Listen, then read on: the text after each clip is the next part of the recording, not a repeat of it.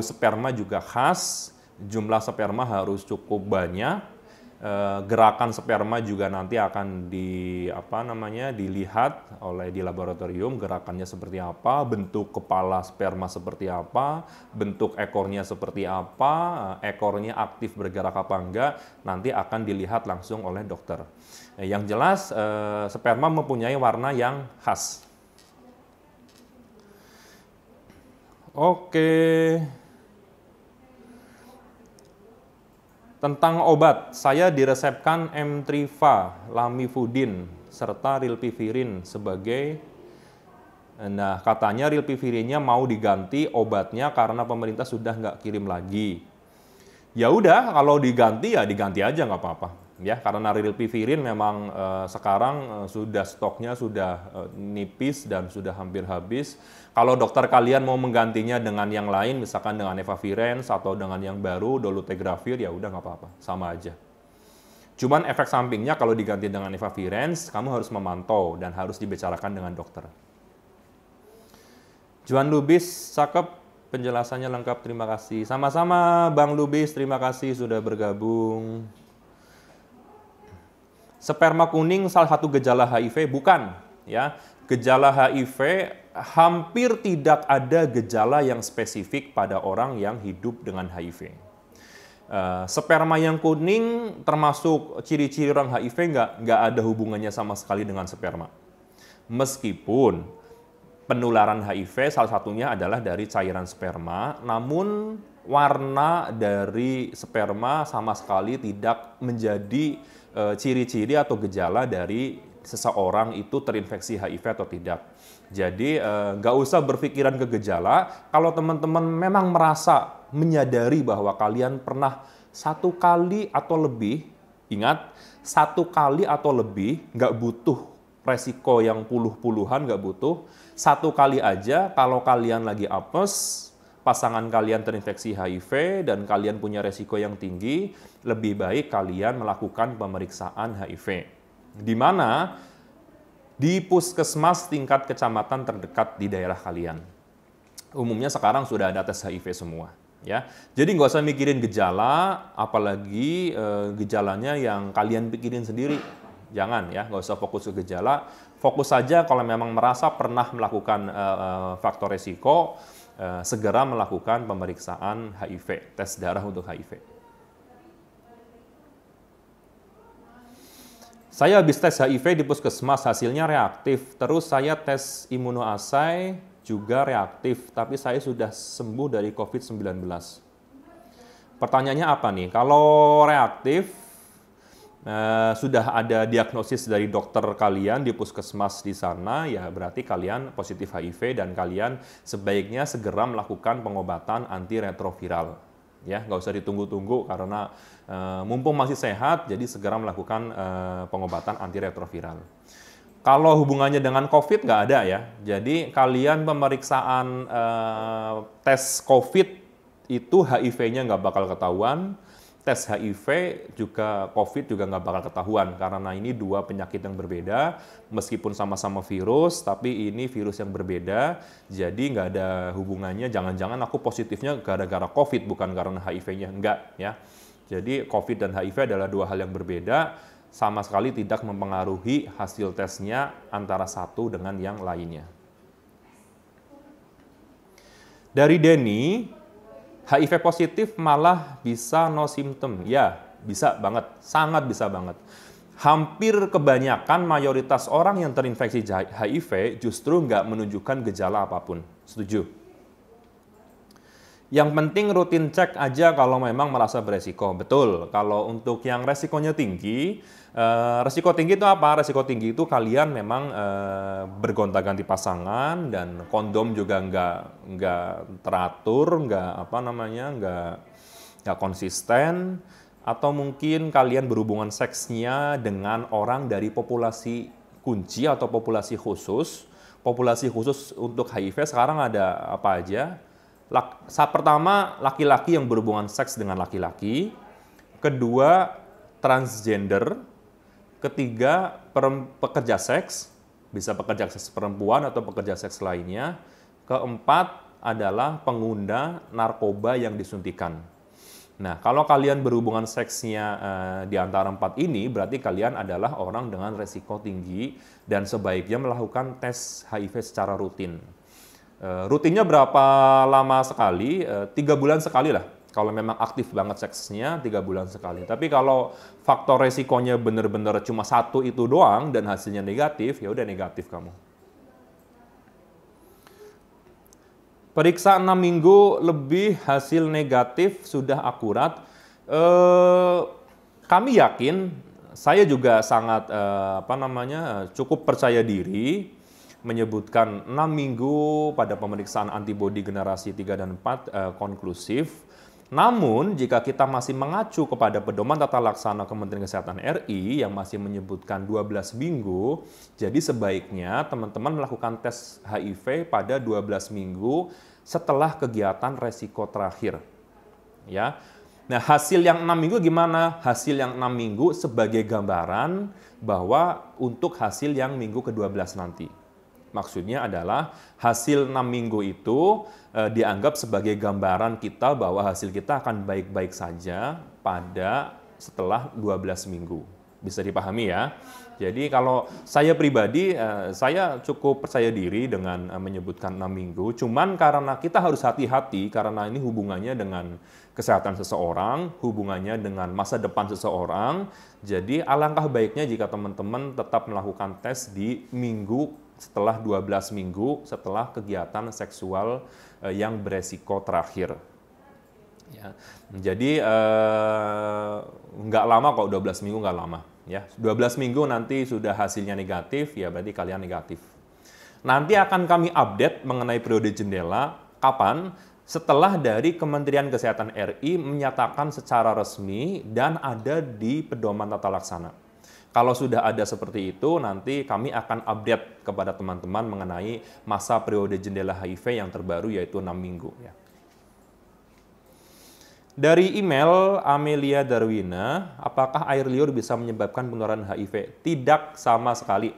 Air liur tidak dapat menularkan HIV. Memang di air liur bisa terjadi mungkin ada virus HIV-nya, tapi jumlahnya sangat sedikit, jumlahnya sangat kecil, sehingga tidak bisa menularkan kepada orang lain. Air liur, air mata, air keringat, itu sama sekali tidak bisa menularkan HIV kepada orang lain. Jadi ciuman, pakai gelas bareng, piring bareng, sendok bareng, berpelukan, berciuman, cipika-cipiki, hidup serumah dengan orang HIV, hidup sekantor dengan orang HIV, sama sekali tidak menularkan HIV. Dari Safriana 97, bagaimana perkembangan obat HIV di masa depan? Apakah benar nanti akan diganti dari yang rutin diminum setiap hari menjadi obat yang disuntik setiap bulan? Sangat mungkin. Saat ini sedang dalam uji coba yang sedang dilakukan di negara-negara di Eropa. Ada 2 atau 3 negara yang sedang mengujikan seperti itu. Saya sudah pernah menuliskan materi tentang masa depan pengobatan HIV suntikan. Silakan teman-teman lihat di postingan saya berani beberapa minggu yang lalu kalau nggak salah. Saya selalu updatekan perkembangan penelitian obat HIV untuk masa depan yang saat ini sedang diteliti umumnya di negara-negara Eropa. Ya, silakan baca-baca lagi di website sayaberani.org atau di Instagram saya berani ini juga sudah ada. Air liur tidak menularkan HIV, betul tidak menularkan ya. Karena di tenggorokan ada zat asam yang bisa mematikan si virus HIV tersebut. HIV memang tidak tahan dengan asam, betul, tapi asam yang di lambung ya, di perut. Kenapa di air liur tidak menularkan HIV? Karena jumlah virus HIV di air liur sangat rendah sekali. Sangat sedikit sekali sehingga tidak mungkin bisa menularkan kepada orang lain. Seperti itu ya. Ini juga berlaku pada air keringat dan air mata. Di situ juga jumlah HIV-nya sangat kecil sekali sehingga tidak bisa menularkan kepada orang lain. Saya habis tes HIV dan sekarang badan saya anget. Ini gejalanya atau hanya sugesti saja? Paling sering adalah faktor pikiran. seseorang yang merasa dirinya adalah pernah punya resiko untuk terinfeksi HIV dan dia memikirkan terus, akhirnya dia merasakan demam atau sakit kecil yang berhubungan mungkin dengan pikiran, ya. Paling sering adalah dari pikiran kita yang membuat kita menjadi sakit, demam dan yang lainnya. Seperti itu dari Han. Kepala penis, bintik-bintik merah, apakah salah satu gejala HIV? Saya ulangi lagi, HIV umumnya tidak menunjukkan gejala.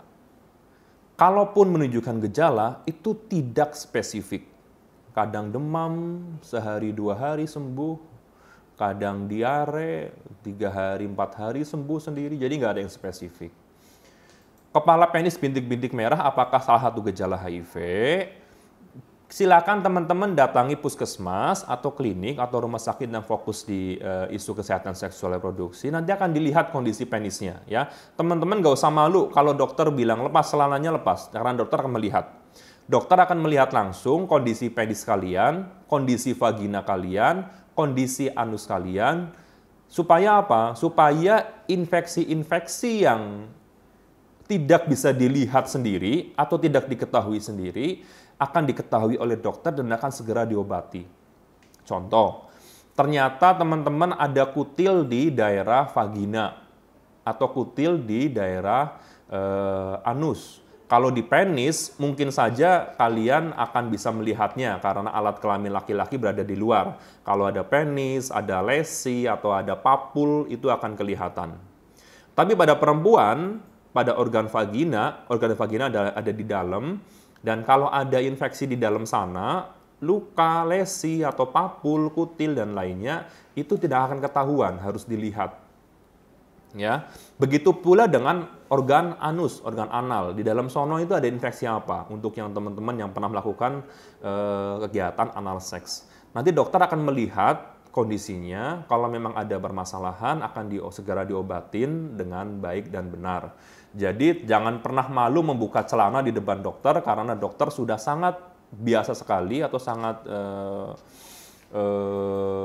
sudah umum melakukan pemeriksaan seperti itu. Nggak usah malu karena ini demi kebaikan kalian dan demi masa depan kalian.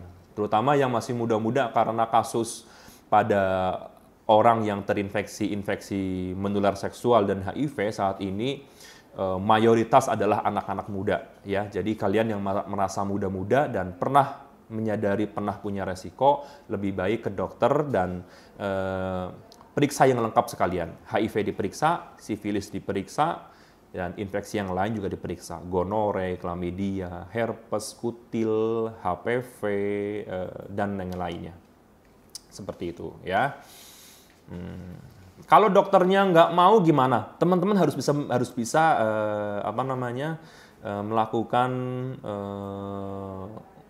lobby atau mungkin bisa juga dengan dok, saya benar-benar punya keluhan di daerah anus. Dok, aku benar-benar punya keluhan di daerah penisnya gitu. Nanti dokter akan melihatnya kok. Kalau kalian nggak bilang, kadang-kadang mungkin ada beberapa nakes yang tidak melakukan pemeriksaan pada organ kelamin, makanya kalian juga dari pihak kalian sendiri, pasien juga harus aktif juga berngobrol dengan dokter di sana, ya. Jadi dok, saya punya masalah di alat kelamin saya. Dok, saya ada problem di daerah anus saya, atau mungkin ada rasa nyeri atau rasa panas, rasa gatal. Itu dibilangin supaya apa? Supaya dokternya mau membuka atau memeriksa alat kelamin kalian. Ya, dari Julian, oral seks jika pasangan yang oral HIV positif dan ada sariawan, apa bisa menularkan? Ada atau tidaknya sariawan di dalam mulut memberikan oral seks kepada penis dari orang yang terinfeksi HIV masih bisa menularkan HIV meskipun dengan resiko atau tingkat resiko yang rendah. Saya meskipun belum pernah menemukan kasus HIV dari oral seks doang, hanya oral seks, tapi saya nggak berani bilang oral seks tidak beresiko. oral seks tetap beresiko meskipun dengan tingkat resiko yang rendah, baik ada sariawan di mulutnya atau tidak ada sariawan. Karena apa? Karena virus HIV itu sangat kecil sekali, jauh lebih kecil daripada luka yang paling kecil. Kalau sariawan mah udah ketahuan, itu memang benar-benar luka yang terbuka, memang udah luka yang besar yang terbuka. Pada mulut yang tidak berasa luka pun, jika memang itu bisa menjadi masuknya HIV ya bisa. Jadi oral seks tetap menjadi faktor untuk terinfeksi HIV meskipun resikonya rendah jika dibandingkan dengan vaginal seks maupun anal seks. Seperti itu ya. Dari Sheffield, apakah VL, viral load undetectable, kalau cek HIV lagi bisa negatif nggak, Kak? Pemeriksaan HIV saat ini adalah pemeriksaan antibodi. Pemeriksaan antibodi yang diperiksa adalah antibodinya. Antibodi itu terbentuk ketika si virus itu masuk ke dalam tubuh. Jadi HIV masuk ke dalam tubuh kita, tubuh secara otomatis membentuk antibodi, dan antibodi HIV itu selamanya ada di dalam tubuh kita. Jadi, kalau kalian meskipun sudah melakukan pengobatan antiretroviral dengan kepatuhan yang baik, dengan memiliki viral load yang tidak terdeteksi atau terdeteksi tapi masih sangat rendah, jika melakukan pemeriksaan HIV, tetap hasilnya akan reaktif. Karena apa? Karena yang ditesnya itu antibodi. Dan antibodi HIV tetap ada di dalam tubuh kita meskipun kita sudah menjalani pengobatan dengan baik. Nah, terus percuma dong kita melakukan pengobatan antiretroviral dengan baik. Ya nggak ada percumanya karena pengobatan antiretroviral bertujuan agar kita sehat terus sampai usia tua. Ya, harapan hidup untuk orang HIV saat ini yang ARV-nya patuh dan pola hidupnya sehat, dia bisa hidup sehat sampai usia tua. Seperti itu ya. Jadi